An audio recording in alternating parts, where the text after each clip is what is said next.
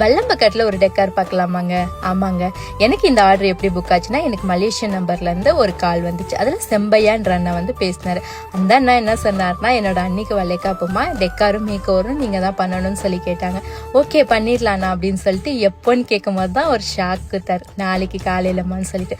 அண்ணா இன்னைக்கே மதியம் ஆயிடுச்சு, எப்படின்னா பண்ணலான்னு சொல்லி பேசும்போது, நான் உங்களோட தல்லாம்பட்டி ஈவெண்ட்டு பார்த்தம்மா, ரொம்ப ரொம்ப சூப்பராக இருந்துச்சு அந்த ரீல்ஸு, எனக்கு அதே மாதிரி பண்ணி கொடுங்க, அதே செட்டப் கூட பண்ணி கொடுங்கன்னு சொல்லி கேட்டாங்க. சரி ஓகே பண்ணிடலான்னு சொல்லிட்டு முடிவு பண்ணிட்டு நான் களத்தில் இறங்கிட்டேன்.